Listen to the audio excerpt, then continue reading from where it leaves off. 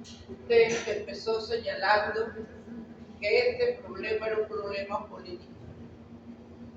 Por eso en este momento, en relación con la correlación de fuerzas políticas del país, hay dos visiones de la seguridad social, hay dos propuestas que son antagónicas.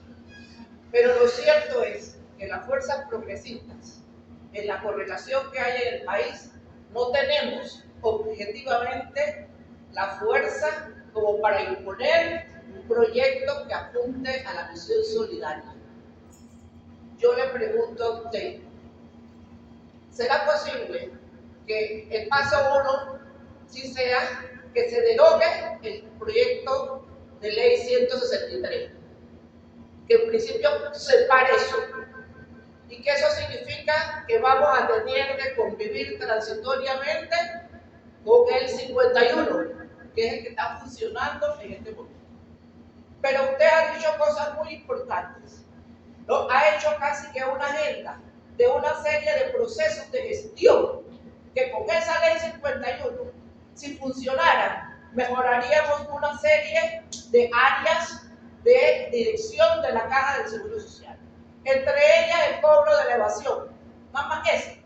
Pero hay como 6 cosas que yo le he escuchado a usted, que usted nos dice, bueno, esta agenda que está funcionando, esta es la agenda que tiene los conflictos, los obstáculos, la ineficiencia. Y esa agenda está enmarcada en la ley 51, no en la nueva ley necesariamente.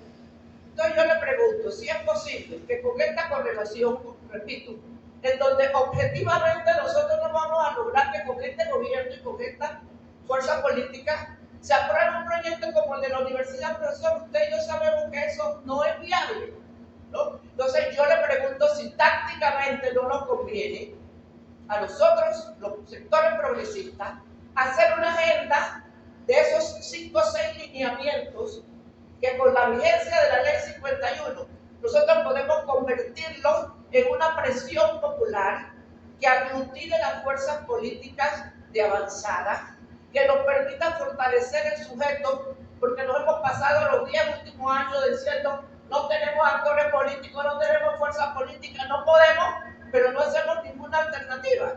Entonces yo pienso que tener una agenda viable, siempre y cuando no se imponga el proyecto 163, que aglutine a todos estos sectores que de una u otra manera estamos tocándonos en mediano plazo, ¿no?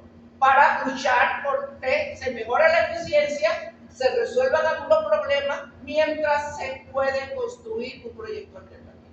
Le pregunto si eso tiene algún sentido. Bueno, mire, lo que pasa es lo siguiente, habría que ver si en otra parte eso les resulta aceptable, porque ahí hay varios problemas. El primer problema es el siguiente, vamos a seguir con la ley 51, si no se aprueba ninguna, obviamente, pero ¿de dónde va a salir los fondos para pagarle a la gente que está en el sistema solidario? Ese problema está ahí. Y lo que pasa es que el gobierno se está planteando así. El gobierno dice, yo voy a poner 118 millones de evaluados. Si aprueban lo que yo digo, si no, no lo aprueban. Entonces, esto está tan cerrado que, digamos, nada. Y con la amenaza que si no lo aprueban, entonces voy a cosa estúpida de bajar la. Pero es bien difícil. Por eso, porque digamos, ¿cómo resolver el problema inmediato? Mire, si el gobierno dijera, yo voy a dar 118 millones de evaluación, 118 el próximo año, en los próximos 2 años, yo me siento tranquilo a discutir, ¿verdad? Más a largo plazo. Pero ellos no están en esa posición. Ellos no están en esa posición. La cuestión es ahora o no.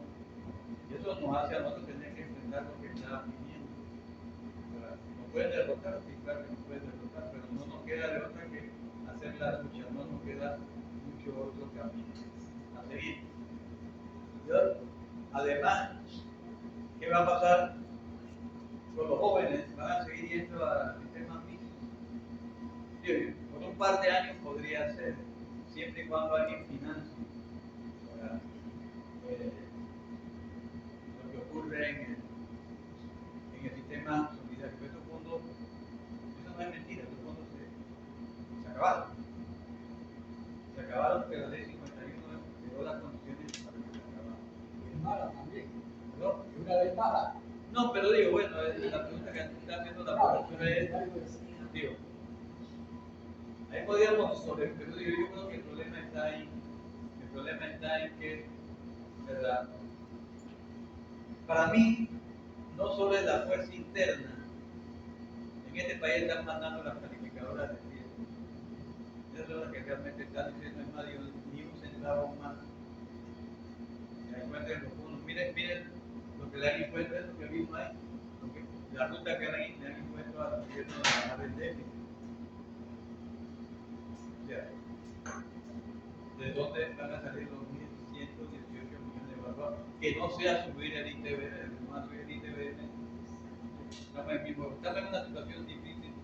Y yo estoy claro, o sea, si lo rechazan y no pasa más nada, habrá que buscar cómo convivir con algún tiempo, pero digamos, puede ser bastante difícil sobre todo eso. O sea, el problema que hay con el sistema solidario. Ese es